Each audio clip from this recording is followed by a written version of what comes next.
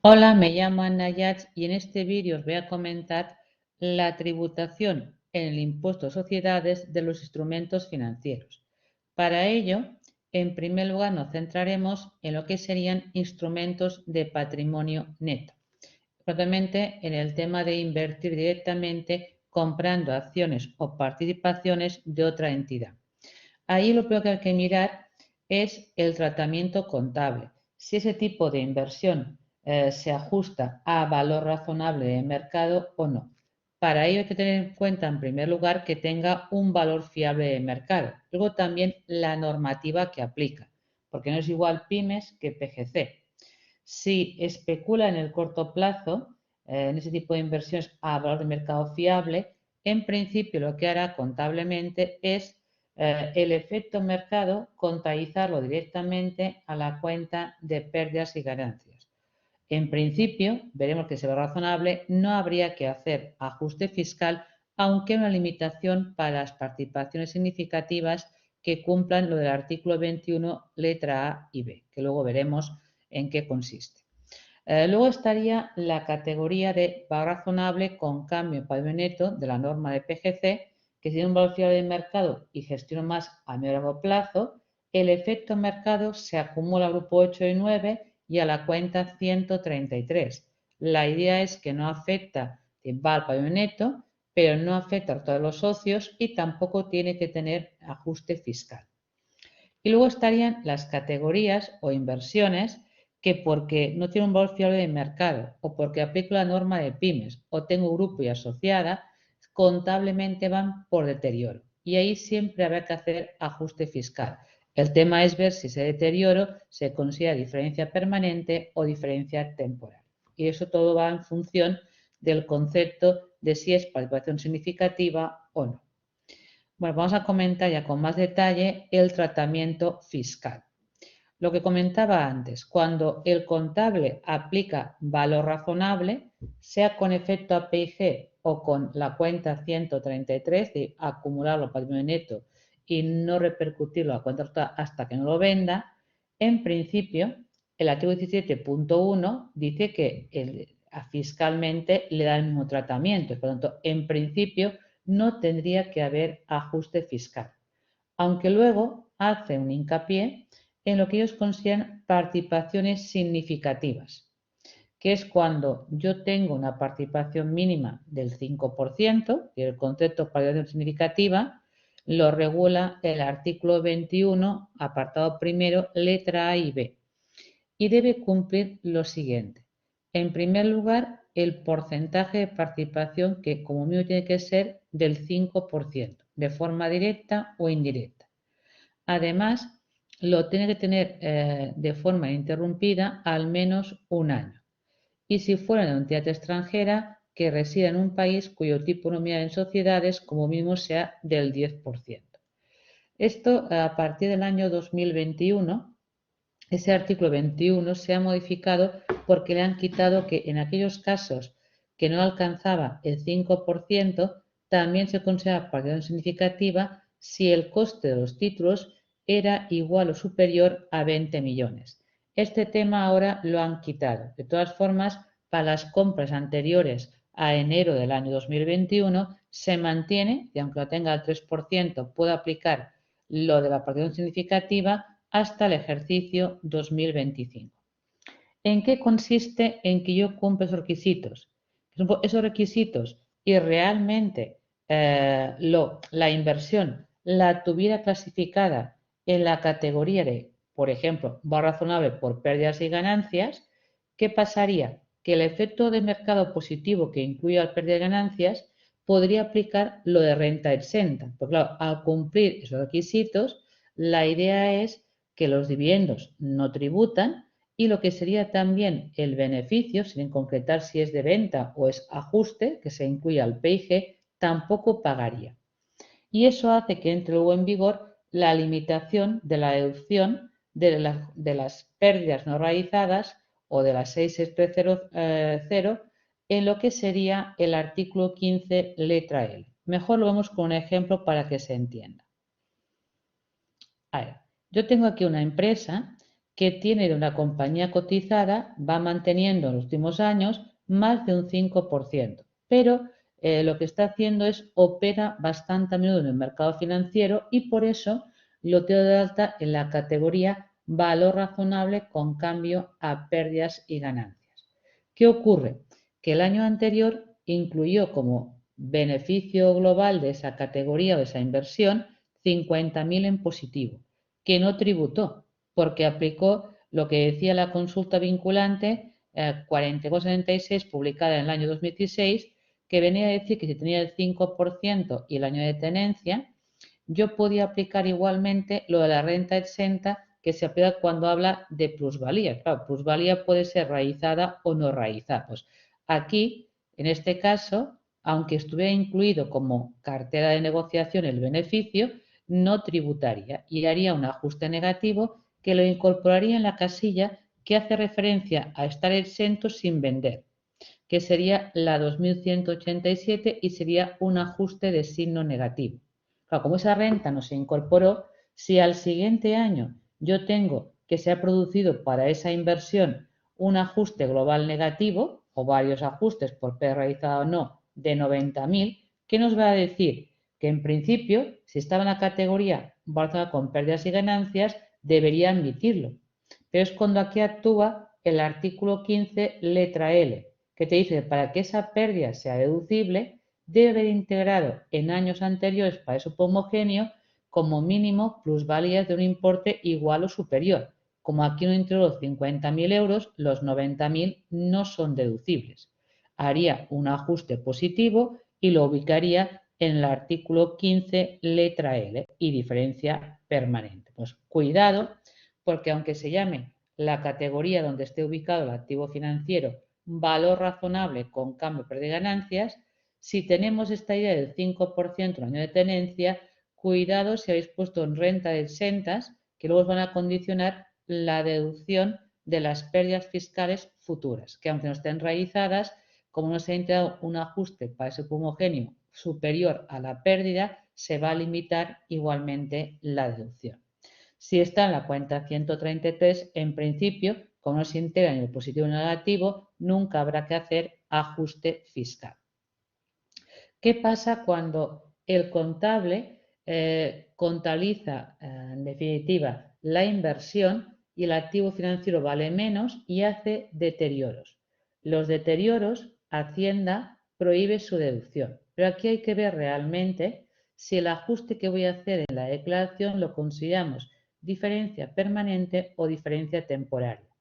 El artículo 13.2, letra B, que es cuando es diferencia temporaria, se aplica cuando el tipo de inversión no cumple los requisitos del artículo 21 A y B, es decir, no es una participación significativa. O tengo menos del 5% o invierto en un fondo de inversión, aplico norma de pymes y estoy haciendo deterioro. En todos estos casos, el positivo iría en la casilla 325 y sea una diferencia temporaria porque el día de mañana si lo vendiera con pérdida sea deducible o cuando recupere valor también va a ser revertiré el activo diferido. En cambio, si cumple los requisitos del artículo 21 A y B, lo que va a ocurrir es que como el día de mañana la pérdida no sería deducible, pues evidentemente el deterioro tampoco y lo califica de diferencia permanente porque lo regula a partir del artículo 15, letra K. Vamos a ver a continuación ejemplos.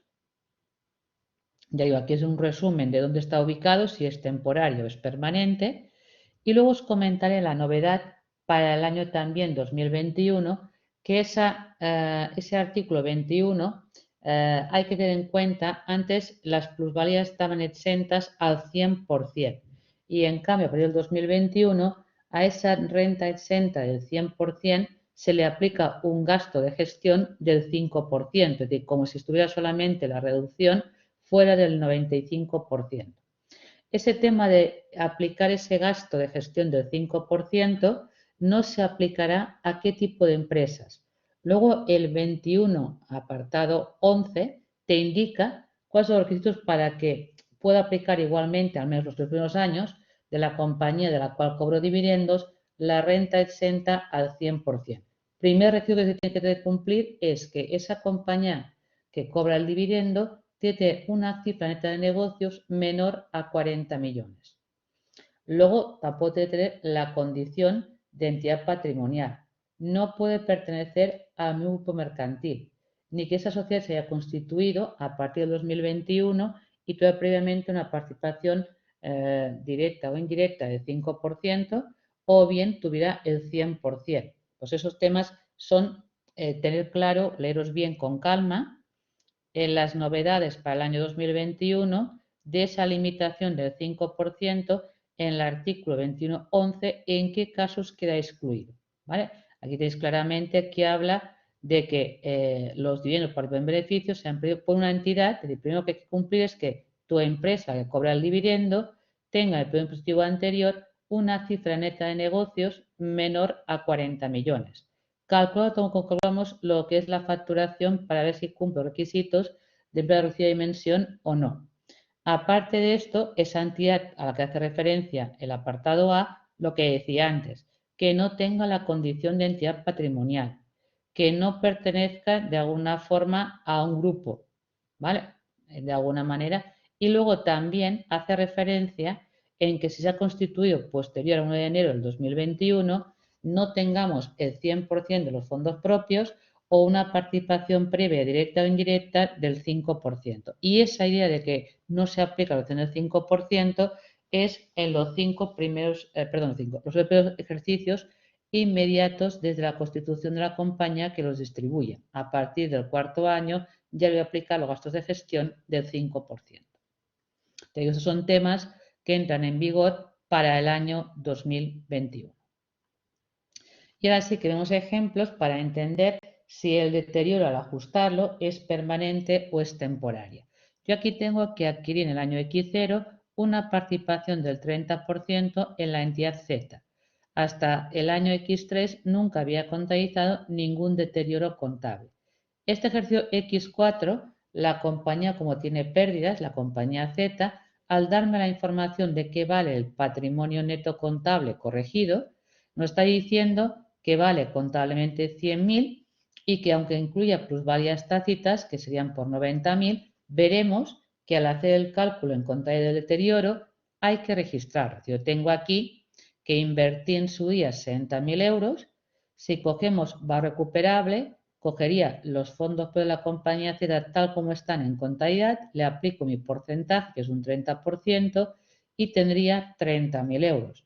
Pero le añado aquellos activos que a fecha de cierre de esa compañía valen más. Pueden ser inmuebles, otras participaciones financieras. Ahí me han dado como dato plusvalías no contabilizadas de 90.000 brutos. El 75% lo que hace es pasarlo a importe neto o después de impuestos, ya que tributaría a la compañía un 25%. Y de ese beneficio yo tendría el 30%, que es mi participación como socio. Forzando al máximo que pueda sacar por los títulos que tengo de la compañía, su valor recuperable son 50.250, menor a lo que invertí en su día. Contablemente hago ese deterioro. Lo he contabilizado, es reversible. Pregunta, ¿cómo lo hago fiscalmente? ¿En qué casilla lo ubico? ¿En diferencias permanentes o en diferencias temporarias? Como tengo más del 5% el año de tenencia, evidentemente va por el artículo 15, letra K, y por lo tanto va como diferencia permanente. Haré ese ajuste positivo, pero no puedo reconocer ningún activo diferido. Aquí tengo el asiento contable, cómo quedaría en el balance de cierre, y cuando haga la declaración de Hacienda, esta cuenta es la que haremos el ajuste positivo, y cuando haga el asiento del IS lo voy a poner como activo diferido. Luego he puesto un ejemplo aquí en pymes de que invierte en un fondo de inversión y como no lo gestiona en el corto plazo, en la norma de pymes la categoría sería activo financiero a coste, que quiere decir que en la 250 mantiene lo que ha invertido en el fondo y mira a final de año si los precios valen más o valen menos. Si valen menos, hace deterioro, si valen más, no haría nada. El primer año, cuando tiene que hacer la corrección, ve que el valor recuperable son 30.000, invirtió 50, por lo tanto crea un deterioro de 20.000 euros. Claro, contablemente hace este asiento. Al beneficio contable resta los 20.000 euros y crea cuenta compensadora, que en el plan de pymes es la 296, que puede ser reversible al siguiente ejercicio.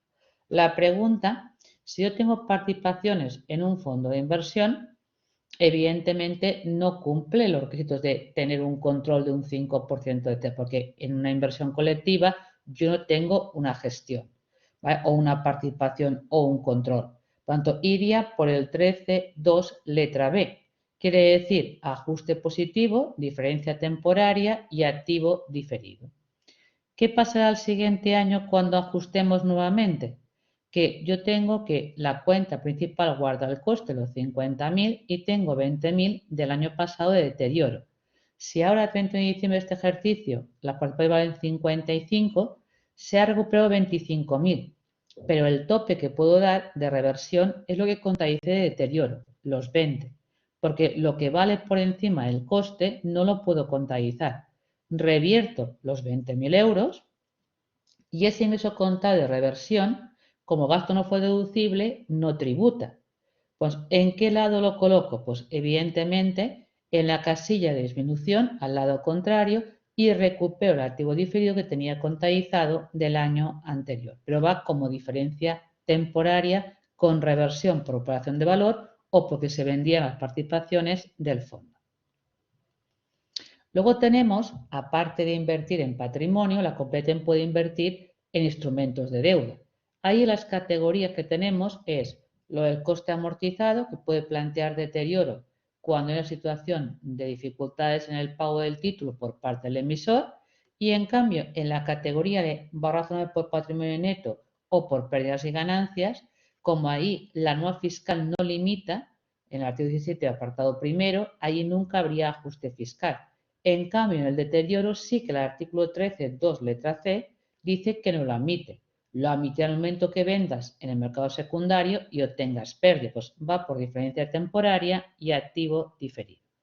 Yo aquí he puesto inversiones financieras con coste amortizado y como su recuperable es inferior, en este caso, al tema de lo que invertí, esos 3.500 euros los puedo dar como deterioro de valor y sobre todo en norma de pymes, y este caso implicaría que lo que he contabilizado, aunque reste contablemente al beneficio, fiscalmente no se admitiría, haría ajuste positivo, iría a casilla 327, que ya regula 13.2 letra C, y luego también la idea de que sería una diferencia temporaria porque lo que hoy no me admite, si me lo vendiera con pérdidas, sí que sería deducible y por tanto va a revertir. O si recupera valor en un futuro, también al revertir el deterioro revierte el activo diferido. Espero que el PowerPoint os aclare cómo tributan los instrumentos financieros y veros en próximos vídeos. Gracias por vuestra atención.